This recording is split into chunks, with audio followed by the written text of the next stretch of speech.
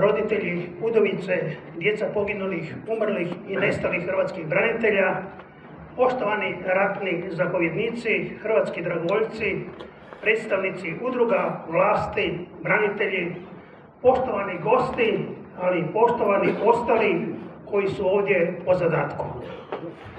U Koprivničko-križevačkoj županiji, odnosno u gradu Koprivnici, većina se hrvatskih branitelja i stradalnika osjeća marginalizirano, pa čak na neki način i odbačeno od društva.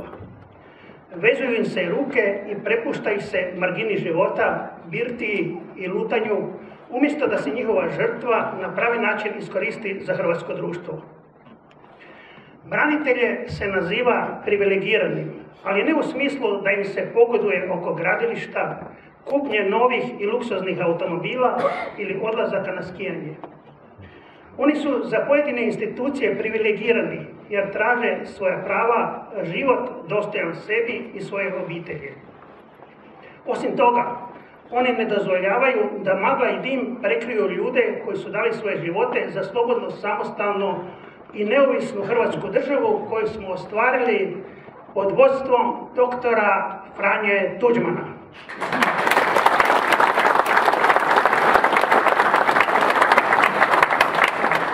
Međutim, za te koji nisu bili u ratu, koji se nisu borili protiv srpskog i inog agresora, rat je nešto što postoji samo na filmu, dok nama ni nakon 23 godine od početka srpske agresije ne izlaze iz glave slike ranjenih i mrtvih suboraca, meci koji fijuču, gradovi i sela koji gore, smrzavanje ili vrućine, ali i strah koji ima gotovo svatko kad čuje neprijateljsku granatu ili tenk koji mu se približava. Za branitelje su jedina privilegija 3 metka koje ispale u vrijeme njihova pokopa. A mnogi su i u našem gradu i županiji sami digli ruku na sebe, odnosno izvršili suicid. A nisu trebali umriti na takav način, samo da je možebitno bilo više razumijevanja, više pomoći, više razgovora. Međutim, u ovom smo gradu od pojedinaca čuli i ovo. Idite tražiti pomoć od onih koji su vas i poslali u rat. Znači, njima i metak, a nama metak. Branitelji nisu ovce za klanje. Ako i vi, koji ste prespavali Domovinski rat, želite, pod navodnicima, privilegije, onda si izvadite oči, uši, počupajte si noge, odrežite ruke, pa ćete i vi moći pod šator u Savsku 66 u Zagrebu. Svjedoci smo da branitelj s braniteljem ne razgovara ili da ružno govori jedan o drugom. Stoga više ne smijemo dopustiti da budemo razjedinjeni, odnosno da nas i dalje razjedinjavaju. U Koprivnici je napokon osnovan odbor za branitelje grada na čelu s Ivicom Jurencom i Robertom Vulićem, pa više srećom nema svađa i takvih podmetanja kakva su nas pratila zadnjih godina. No i mi imamo relativno veliki broj gradova i mjesta, odnosno općina koji imaju svoje budžete. Međutim, kad su novci u pitanju, mi smo zadnja rupa na svirali. Bolje da smo gurali loptu nego nosili pušku. Činjenica je da se pomaže, ali to ni izdaleka nije dovoljno. Da je u ovih proteklih 23-24 godine svaka općina, grad ili županija zbrinula samo jednog potrebitog branitelja ili stradalnika, mi danas vjerojatno ne bi imali gotovo nikakvih problema. A danas smo svjedoci da svaka delegacija koja se dođe pokloniti poginulim, nestalim i umrlim ne želi ni kupiti vijenac, već svi polažu jedan štednje radi. Sada su, dragi branitelji, najglasniji oni koji su rat proveli u podrumu ili u prikraju. Stoga se pitamo, zašto ti nisu bili na prvim crtama obrane, jesu li oni bili pametni ili dezerteri, a mi tek zaneseni nacionalisti i domoljubi. Osim toga, također bi upitali sve one koji se to tiče, zar doista smatraju da samo udruge iz Domovinskog rata moraju reagirati na događaje koji narušavaju vrijednost Domovinskog rata? Mnogi inače s pravom ističu da su za stvaranje Hrvatske države najzaslužniji hrvatski branitelji, što je istina. Tu bi poglavito trebali istaknuti dragovoljce. No s tim ljudima koji danas i za sve nas traže prava i dostojanstvo u Savskoj 66 kao što su i ovdje nazočni Glogoški, Klen, Deur, ali i drugi. I ovom prigodom treba podsjetiti da su u vrijeme i nakon rata zajedno s braniteljima trpjeli i trpe njihove obitelji, žene, djeca i roditelji. Osobito su kroz teška životna razdoblja prolazili i prolaze djeca poginulih branitelja koji su ostali bez jednog ili oba roditelja ili koji su odrasli uz duševno ili tjelesno invalidne roditelje. Stoga bi bilo humano i logično, kako je jednom rekla i gospođa Ružica Čavar, da se takvoj djeci naših ratnika osiguralo i osigura, barem u materijalnom smislu, bezbrižno djetinjstvo, najbolja moguća izobrazba i zaposlenje u državi u kojoj su njihovi roditelji svojim životom koju su omogućili. Skrb za roditelje, djecu i supruge stradalnika i branitelja Domovinskog rata uvijek treba nam biti jedan od glavnih prioriteta, kao i skrb za stradalnike pa i sve hrvatske branitelje. Međutim, i u našem gradu i županiji ima slučajeva da se natječaji za radna i ina mjesta namještaju, da djeca branitelja ostaju nezaposlena, odnosno da postaju socijalni slučajevi. No, na to trebamo svi reagirati, ali opet kažem, ne samo branitelji i ne samo naše udruge. Branitelji ne traže nemoguće, ne traže da budu menadžeri, ali zbog čega to i ne bi bili. Već traže pozicije i poslove za koje su kvalificirani i traže da budu zaposleni na onim radnim mjestima gdje znaju raditi, da se na kraju krajeva provodi zakon po kojem imaju prednost pri zapošljavanju. Glogoškog, Klema i Deura, dakle junake Hrvatskog Domovinskog rata, ima zadaću da ne zaboravimo prošlost, ali da se okrenemo i budućnosti.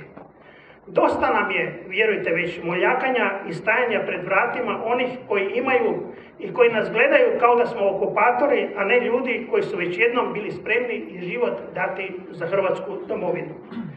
Ali kao i svaka naša okupljenja, i ovo večeras je tako da manje više govorimo sami sebi o onome što znamo.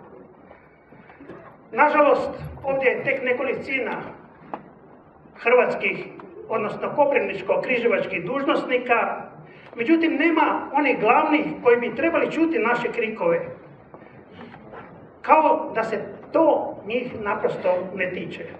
Stoga, ako najvažnije poruke s ovoga skupa na ovaj ili onaj način ne stignu do onih koji bi trebali i morali čuti, bojimo se da će ponovno biti došli, rekli, otišli. A problemi će i nakon ovog skupa ostati. Ne, to se naprosto ne smije dogoditi. Za to se nismo borili. Hvala vam lijepa. Osoba godine. Dakle, u jednoj iznimno velikoj konkurenciji osoba godine za 2014. godinu proglašen je, vjerujemo da ćete se vi složiti, da će to potvrditi svojim pljeskom, Đuro Glogoški.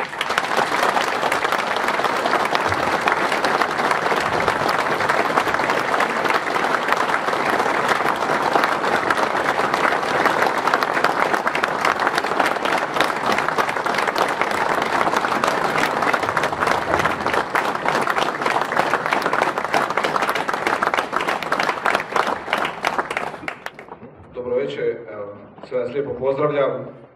Evo, najprije pozdravio sve naše majke, supruge, očeve, naše stradalnike, djecu, evo sve branitelje, evo sve vas dragi prijatelji, sve vas poštovani zastupniče, zamjenik župana, evo svi koji obnašate u ovoj županiji, u gradu Vlast, koji ste tu.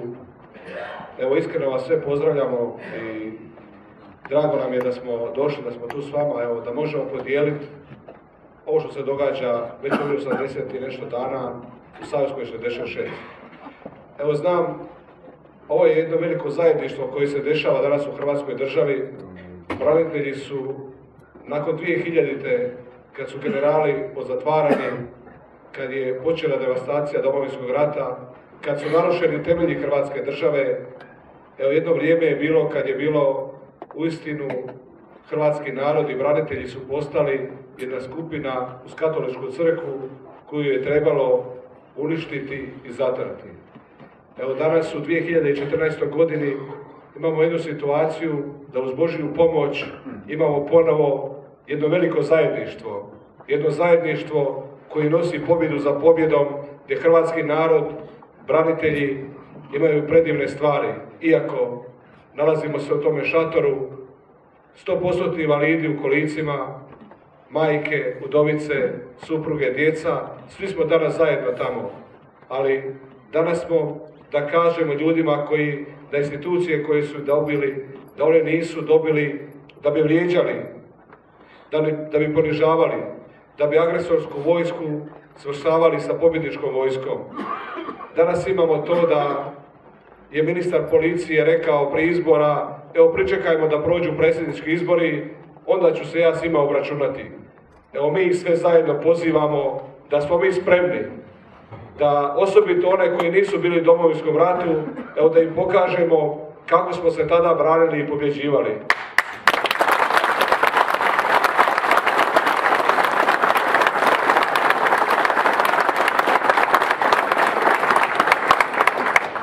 Dragi prijatelji, ovo je strašno da u državi Hrvatskoj nakon 20 i nešto godina veterani izlaze na ulicu. Evo svugdje to spominjemo jer jednostavno ne možemo, država koja je u Europskoj uniji, mi smo članica NATO-a, zamislite da to u Izraelu, da se izraelski veterani, koji nam može biti primjer kao država, kao narod, zamislite da njihovi veterani, da jedan premijer vrijeđa svoje veterane, da bivši predsjednik države se ismijava, da se njegovi najuži suradnici izrugivaju sa Domovinskim ratom i sa hrvatskim braniteljima. I to je pokazatelj svima njima. Onaj tko se izruguje sa pobjedničkom vojskom da ne može pobijediti. To mora jasno biti i to je profesoru Josipoviću trebalo biti jasno. Onog momenta kad se počeo izrugivati sa hrvatskim narodom i sa pobjedničkom vojskom, moraju shvatiti da pobjeda neće doći u njegov tabor. To je nešto što mora biti tako i mora biti svima jasno.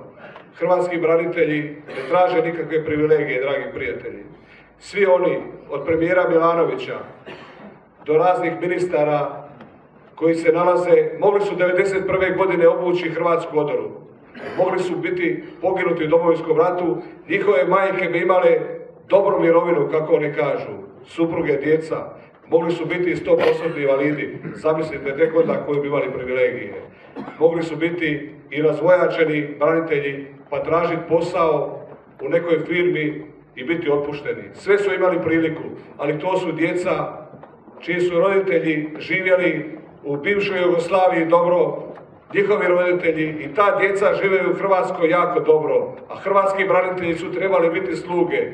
Jesmo sluge, ali dušu nam niko ne može ubiti. Nisu to mogli ubiti ni oni prije njih, ni ovi danas. I zato hrvatski branitelji jasno su rekli, dosta je toga. Na našoj prvoj konvenciji smo rekli, gospodo, ne možete se tako ponašati. Domovinski rat mora biti temelj Hrvatske države. Hrvatski branitelji traže da zakon o hrvatskim braniteljima uđe u Ustav, da se ne može ni jedna politička organizacija, ma kako se ona zvala, poigravati sa hrvatskim braniteljima.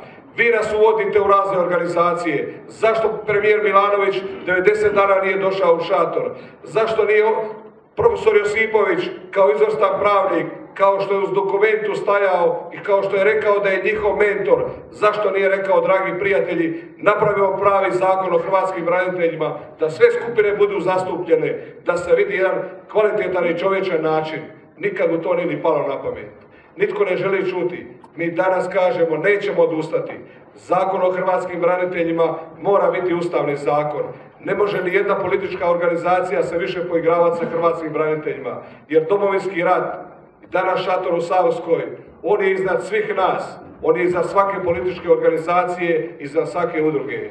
Jer ovaj šator pokazao je tragediju i sramotu Hrvatske države, kako se odnosi prema Domovinskom ratu.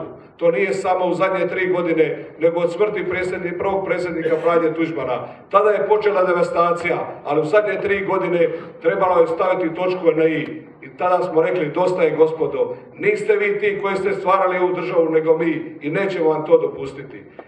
Nećemo dopustiti da ministar Grčić prema EU fondovima kaže da nema Domovinskog rata, da su to događaji 90. godina, ali gospodin Plenković kao zastupnik HDZ-a, nijedan od njih je nije sjetio da tu nešto čudno piše. Imali smo priliku, imali smo našega Tolića, nismo ga izabrali. Sigurno ne bi dopustio da je hrvatski branitelj da piše tamo u Briselu da Domovinski rat nije bio, nego su to bili događaji 90. godina. Danas bi svi oni dolazili kod nas i razgovarali s nama. Znate što kažu? Da nisu to dobro pročitali. Još veća tragedija. Koliko im znači Domovinski rat?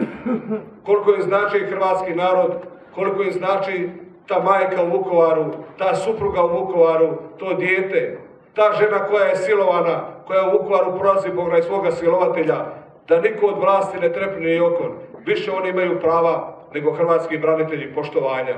Nećemo to nikome dopustiti. Na sve smo spremni. To im neka im bude jasno. Dragi prijatelji, kako je to sve počelo, moram reći što se to dogodilo 20.10.2014. godine. Ni ministar Fred Matić, a ni mi svi zajedno nismo znali u kojem će pravcu to otići. Nažalost, postoje 8 i više sastanaka na kojima je naš prijatelj Đuro investirao da se pomogne 100% invalidima, da se riješi njihova, pa reći ćemo tako, i sudbina od jednog čovjeka. Nisu se tražila materijalna prava. Tražilo se malo dostojanstva i poštivanja. Ni sad to nije riješeno. Zato hvala i Boži koji je među prvima stao u Savsku 66. Izdržali smo ovih još malo 100 dana. Mnogi nisu vjerovali da će hrvatski branitelji opstati tamo. Mnogi su zaboravili da su sinovi Podravine i kroz 100, mislim 18, i kroz 114. brigadu i kroz specijalnu policiju bili u Domovinskom ratu, iako Podravina nikad nije bila napadnuta. I 90. godina smo pokazali zajedništvo i niko nije pitao gdje treba ići. Isto se tako dogodilo i 2014. godine, odnosno 2015. Hrvatski branitelji su ponovo prepoznali gdje trebaju doći.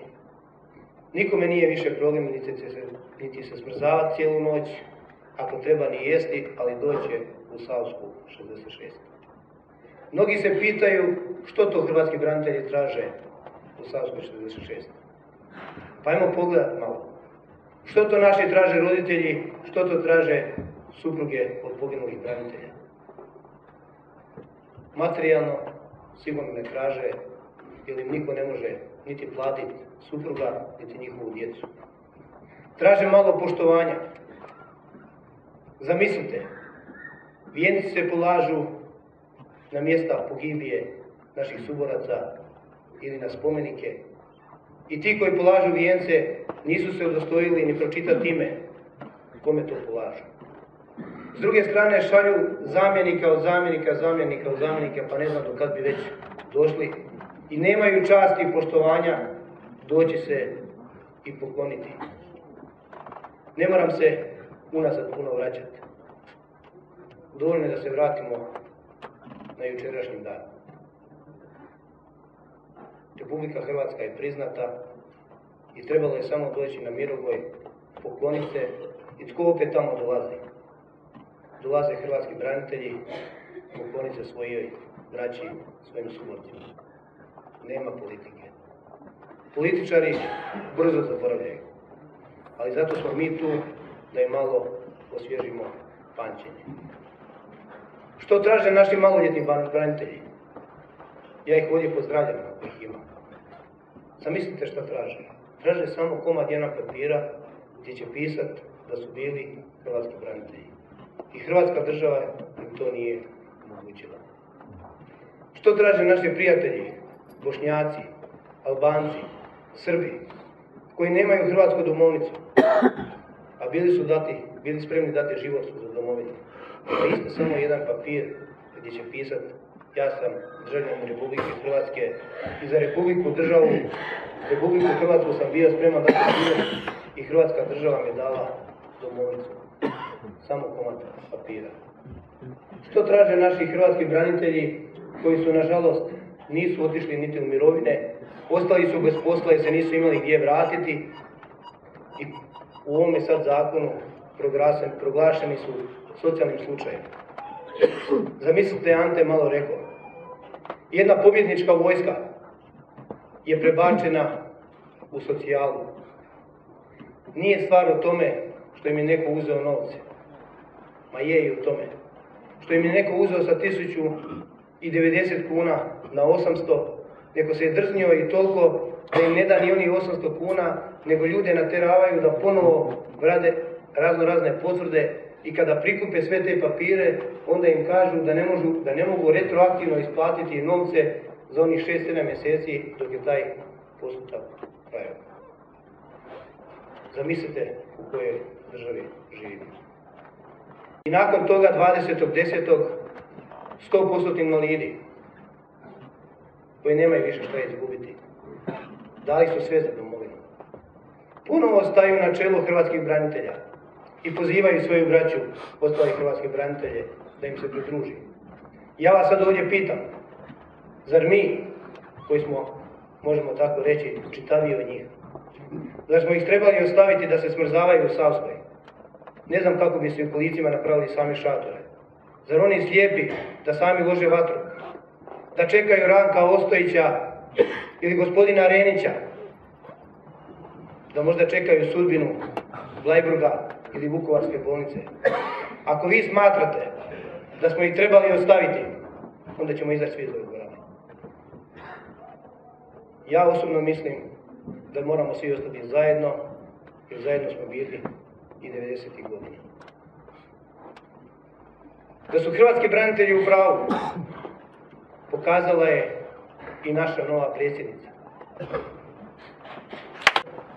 Njen prvi radni posjet je bio u skromni šator hrvatskih branitelja. Hvala vama. Evo, došla sam ovdje danas kao ja, Kolinda Grabar-Kitarović, izraziti svoju solidarnost i potpunu potporu, zato što u temeljima ove naše države Hrvatske je Domovinski rat, branitelji, onih 15.000 žrtava koji su dali svoje živote i svi ovi koji su isto tako dali dijelove svojega tijela i svoje zdravlje za našu domovinu Hrvatsku. Hrvatskoj ne trebaju nikakvi drugi temelji, nikakve nove postavke, jer znamo što je Hrvatska, jedna je Hrvatska i treba svima, apsolutno svima vratiti dostojanstvo i ponos, posebno vama braniteljima.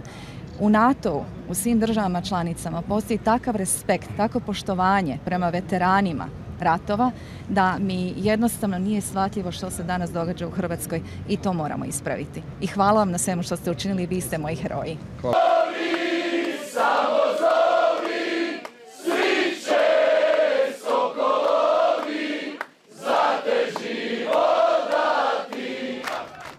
To treba biti putokaz svim saborskim zastupnicima. Tu je moj prijatelj i naš ratni subornik. Međutim, neka dođe u Sabor i neka kaže da ih je sve sramota. Da mogu prije Božića otići iz Sabora i ostaviti hrvatske branitelje na zimi. Da oni idu u svoje tople domove i da ih ne zanima što će biti sa 100% invalidima i sa svim drugim braniteljima. Ko im je omogućio da sjede u Saboru?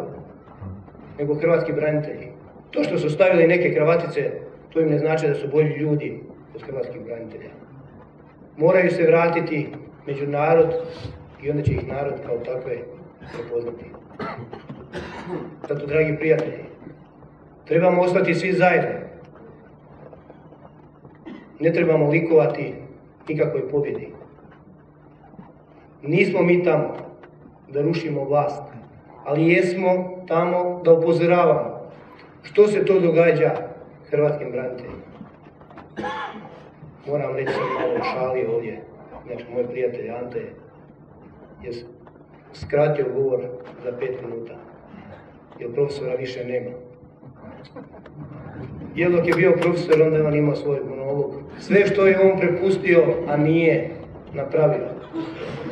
Dok se je on smješko i govorio o hrvatskim braniteljima, super, vi ste divni, vi ste krasni, s druge strane je sa dokumentom govorio da su oni savjest ovoga društva. Ista ta dokumenta koja kaže da je Hrvatska nastala na zločinu. Što je sa našim premijerom? Nema hrabrosti u Savsku doći još malo i 100. dan. Nije imao hrabrosti ni uzeti pušku i otići u Vukovar ili bilo gdje u svoju Zagoru dalmatinsku. Da je imao hrabrosti prema domovini, da je imao hrabrosti i ljubavi prema svojim roditeljima i prema svojoj suprugi, onda bi to napravio kao što ste vi ovdje napravili. Mnogi iz ove županije se nisu vratili. Mnoge su majke, mnoge su supruge ostale i čekale svoje najvoljenije. Zar smo mi svi manje vrijedni? Zato, dragi prijatelji, da ne dužim, nećemo dopustiti nikome više da vređa, omalovažava hrvatske branitelje.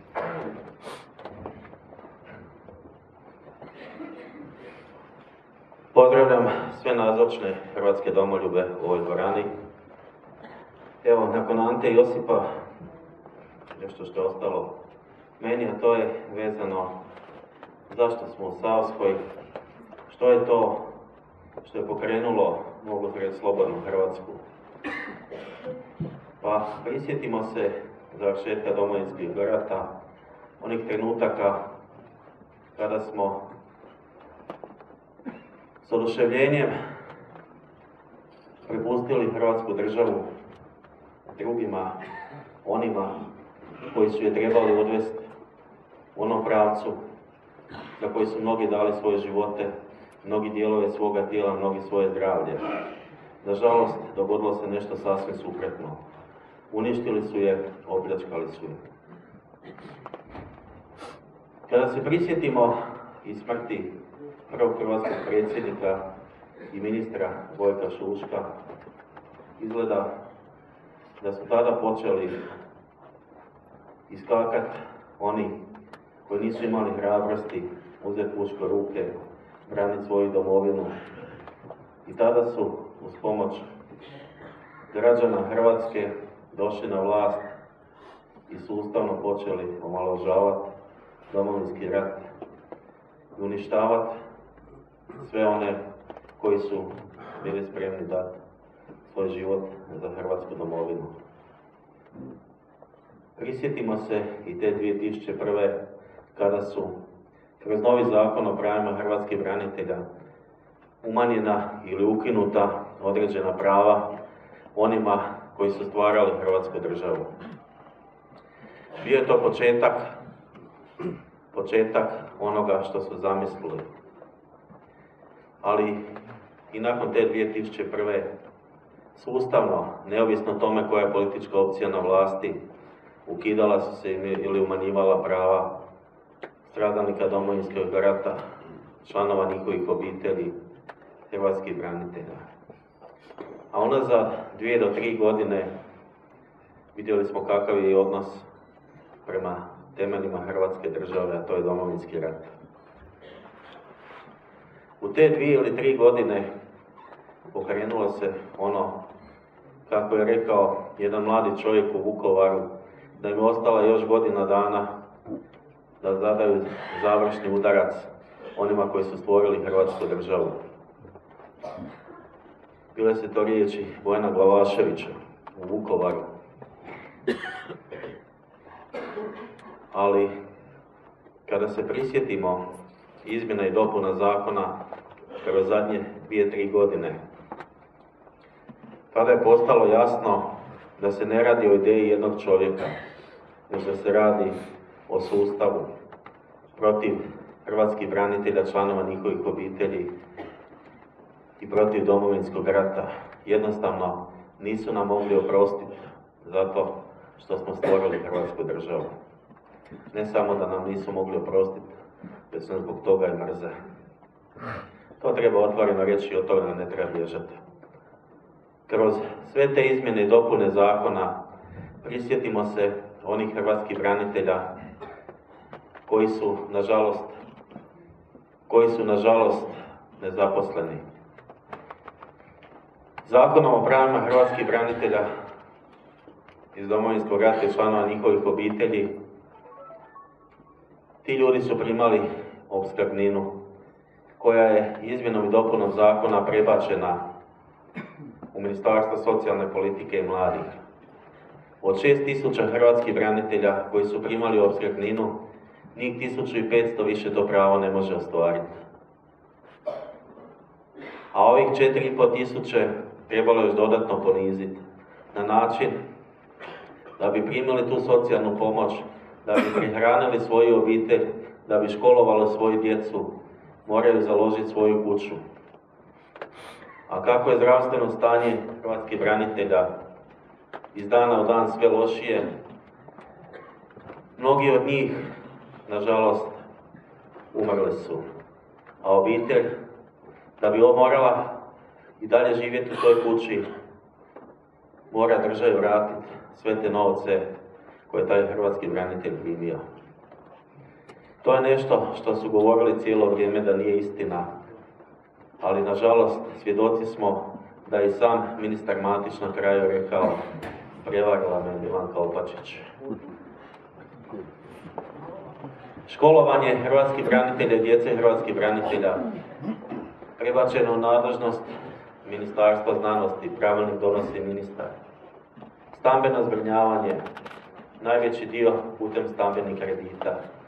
Sjetimo se samo izmjene i dopune zakona prije 2 godine kada je rečeno i dragovoljci Domovinskog rata koji su u Domovinskom ratu proveli više od 2 godine mogu se stambeno zbrinuti putem stambenog kredita na način kao 20% hrvatski ratni vojni invalid. Ali kako prošle godine nismo čuli izvješće u Hrvatskom saboru o provedbi zakona o pravima hrvatskih branitelja, tako isto nismo ni čuli koliko je to dragovoljaca Domovinskog rata zbrinuto na taj način. Kao ni što nismo čuli u Hrvatskom saboru izvješće o provedbi zakona o fondu hrvatskih branitelja. Kroz sve te izmjene i dopune išlo se na omalovažavanje hrvatskog branitelja, rasipanje prava prelazi u nadležnost drugih ministarstava i drugih zakona, gubi se predznak hrvatskog branitelja. Svi moraju biti isti u ovoj državi. To je nešto što je jedna politička opcija sebi zacrtala. Ali nisu u pitanju samo prava hrvatskih branitelja. U pitanju je i odnos prema Domovinskom ratu. Kada pogledamo zakon o žrtvama silovanja u Domovinskom ratu, evo i neki dan je bila tiskovna u šatoru, tada ste jasno mogli čuti u jednom članku zakona koji je čak prošao i prvo čitanje u Hrvatskom saboru. Stoji da su silovanje u Domovinskom ratu počinili pripadnici Hrvatske vojske, Hrvatske policije i agresori. Ne imenuje se više tko je agresor, ali se imenuje da su ta silovanja počinili pripadnici Hrvatske vojske i Hrvatske policije. Istovremeno se pokušava donijeti zakon o civilnim žrtvama Domovinskog rata. Očekivali smo da će popis civilnih žrtava raditi institucije ove države. Nažalost, svjedoci smo da ga radi Dokumenta. Na koji način? I tog 20.10. kada sam razgovarao u Ministarstvu hrvatskih branitelja s ministrom Predragom Matićem, rekao sam: ministri, kako možemo raditi zakon o civilnim žrtvama Domovinskog rata ako nemamo registar oni koji su sudjelovali u agresiji na Republiku Hrvatsku? Kako ćemo znati da se iza toga ne krije samo to da se zbrinu oni koji su ranjeni u agresiji na Republiku Hrvatsku? Odgovor je bio: idemo napraviti zakon o civilnim žrtvama Domovinskog rata, registar ćemo napraviti. Možda ga i nećemo, ako bude trebalo, vidjet ćemo. To je bio odgovor ministra. I zato smo tražili njegovu smjenu. Zato smo tražili smjenu njegove zamjenice Vesne Nađ, koja je ta koja je cijelo vrijeme imala pod nadzorom sve te izmjene i dopune zakona. Zato smo tražili smjenu Bojana Glavaševića. Te 3 osobe su ključne u Ministarstvu branitelja. Te 3 osobe su dozvolile da prođu izmjene i dopune zakona. Rješutno su prelazile preko tih stvari. Hrvatski branitelji i članovi njegovih obitelji nemaju mjesto u društvu koje im pripada. To je ono što tražimo. Tražimo da Domovinski rat ima svoje mjesto u povijesti kao domovinski obrambeni rat, a nikako građanski rat ili kao što je rekao Ante u kohezijskom programu ratna događanja s početka 90-ih. To je ono što je za nas branitelji sigurno neprihvatljivo. Što nam uče djeca u školi?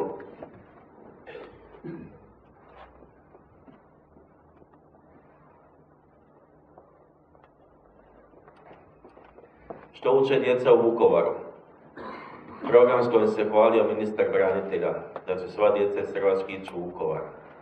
Da, djeca u Vukovaru uče o miru, o nenasilju, o toleranciji, ali nitko ne govori o tome da djeca u Vukovaru ne uče o tome tko je bio agresor na Republiku Hrvatsku. A mi znamo i nikad nećemo zaboraviti da je agresor bila Srbija, Crna Gora, JNA uz pomoć domaćih izdajnika.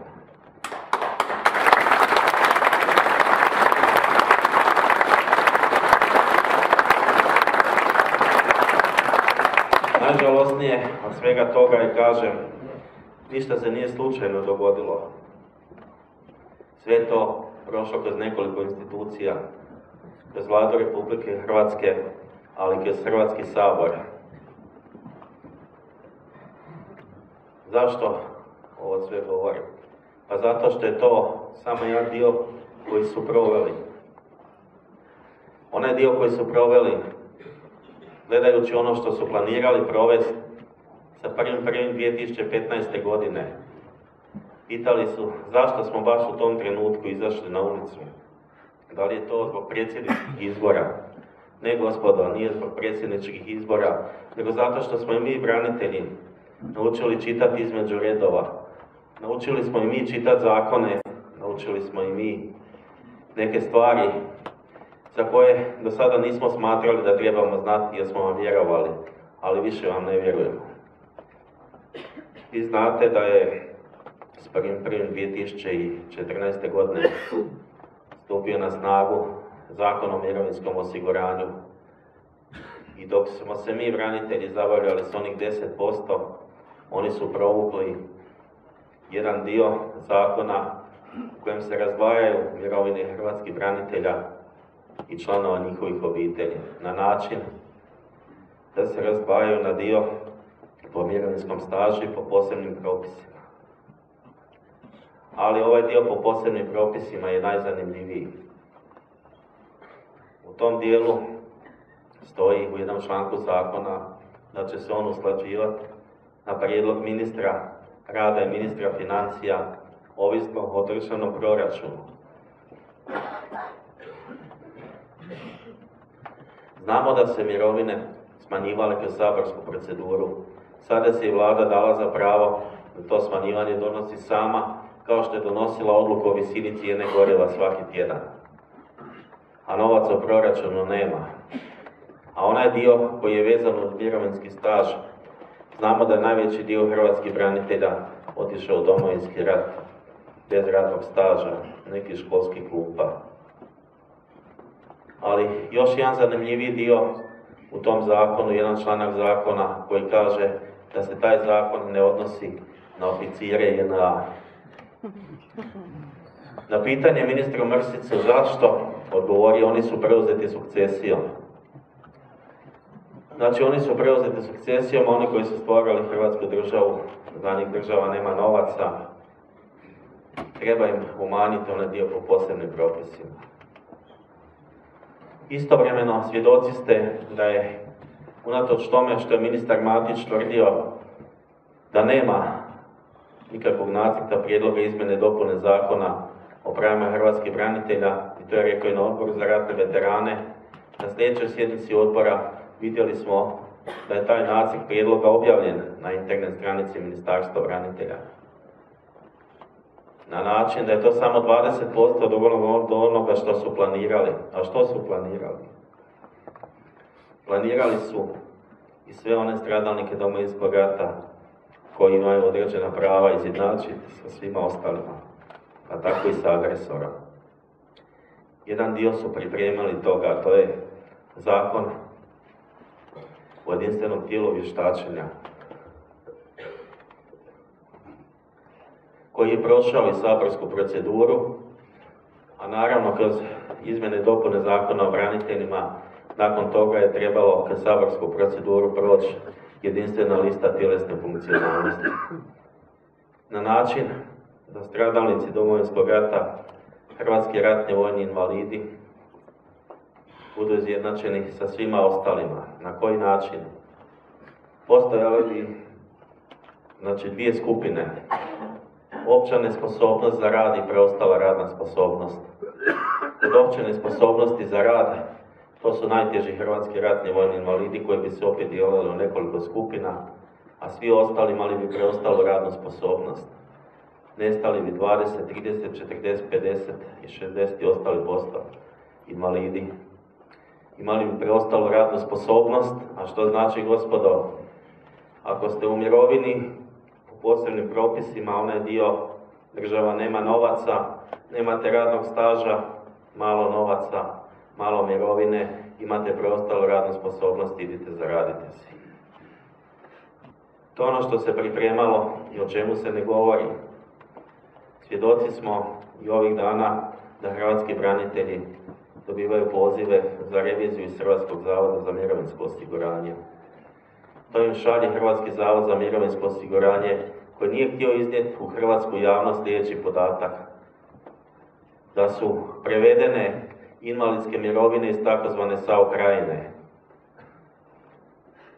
Da naši liječnici nisu htjeli potpisati tu dokumentaciju, a unatoč tome Hrvatski zavod za mirovinsko osiguranje izdao im je rješenja i ti ljudi su korisnici sredstava iz državnog proračuna Republike Hrvatske. O tome se ne priča, o tome se šuti. Novaca, kažu, nema u hrvatskom proračunu. Vidimo da ih ima, ali samo za koga. Kada sagledamo svu tu situaciju koja je, jasno nam je da nisu branitelji samo u Savskoj zbog svojih prava, svojih primanja, već uz onoga što je u temeljima Hrvatske države, a to je Domovinski rat. Ne možemo dozvoliti da se to izbriše, jednostavno zbog svih onih koji su dali svoje živote, koji su ugrađeni u temelji Hrvatske države.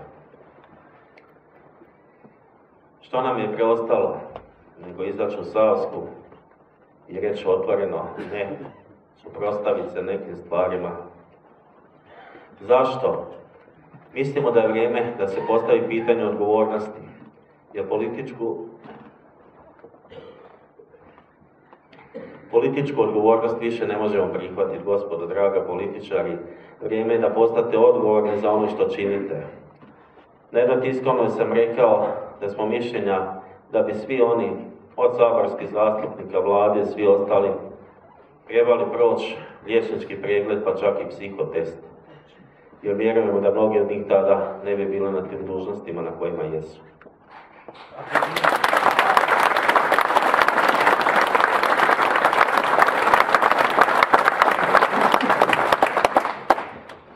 Jer kako inače odgovoriti na to kada smo uputili naše zahtjeve za smjenom 3 ljudi u Ministarstvu branitelja, a nakon toga doživljavamo uvrede od tih 3 ljudi, pa čak i od predsjednika vlade, koji eto ipak u konačnici nema hrabrosti odazvati se mom pozivu na sučeljavanje i na detektor laži. Da vidimo tko govori istinu, a tko ne. Što očekivati od predsjednika vlade koji sam traži da se o nečemu ne govori u javnosti, a nakon toga izađe u javnost? Predsjednik Sabora Leko ponudio nam je suradnju u Hrvatskom saboru. Tražimo Ustavni zakon o pravima hrvatskih branitelja. Zašto? Svaka politička opcija koja dolazi na vlast u vrijeme izbora manipulira braniteljskim pravima, braniteljima. Zato tražimo Ustavni zakon, da to izbjegnemo. Govorili su o 150.000 lažnih branitelja, gdje su? Govorili su o lažnim invalidima, gdje su? Pa nitko sretniji od nas da ih institucije ove države pronađu i da ih uklone iz registra branitelja iz državnog proračuna Republike Hrvatske. Ali, kad pogledamo što je učinio predsjednik Sabora, stariji gospodin Lukav, jedan gospodin, na vrlo jedan perfidan način, rekao je hrvatskoj javnosti, vrata ove institucije su otvorena. Kada smo uputili naše zahtjeve u Hrvatski sabor, zaključio je sjednicu Hrvatskog sabora i raspustio je Hrvatski sabor. 21. siječanj treba nastaviti sjednica Hrvatskog sabora. Rekao je da sačekamo redovnu sjednicu. Uputili smo prijedlog da se sazove izvanredna sjednica Hrvatskog sabora. Predsjednik Sabora je to odbio. Ostavio nas je mjesec dana u šatoru na onoj hladnoći. Ali prije 10-ak dana smo uputili prijedlog da se u Hrvatskom saboru provede rasprava odmah nakon aktualnog sata u odnosu institucija prema hrvatskim braniteljima, članovima njihovih obitelji i prema Domovinskom ratu.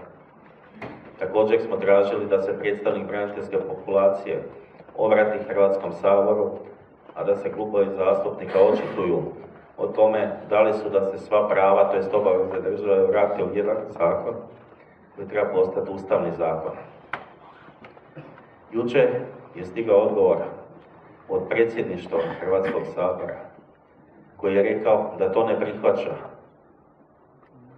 Odgovor je bio da se o tome rasprava može provesti tek kada se bude napravio novi zakon o pravima hrvatskih branitelja. Gospodo draga, mi novi zakon, onakav kako smo zamislili, ne možemo napraviti niti za mjesec, niti za 2, niti za 3. Rade ga svi hrvatski branitelji, članovi njihovih obitelji. I on će konačno ispraviti svu onu nepravdu koja je bila sve ove godine. I zbog toga govorim, onaj stariji gospodin iz Hrvatskog sabora, jedan vrlo perfidan način, ponovo je ostavio branitelje u Savskoj, tamo provedi još nekoliko mjeseci. Naravno, sagledavajući sve to o čemu govorim, sigurno je da ćemo poduzeti sve što bude potrebno da se ta situacija riješi. Jer ovo je samo dokaz i predsjednika vlade i predsjednika Sabora kakav je odnos prema braniteljima, članovima njihovih obitelji prema Domovinskom ratu. Svjedoci smo kroz ovih 89 dana koliko smo u Savskoj, koliko nam se branitelja obratilo, članova njihovih obitelji. Koji su to problemi? Zagrebali smo malo ispod površine. Nažalost, nismo bili ni svjesni kakav je odnos institucija prema braniteljima i članovima njihovih obitelji. I zato jedino što možemo reći na kraju, bili smo i ostaćemo 100% za Hrvatsku. Hvala vam lijepo.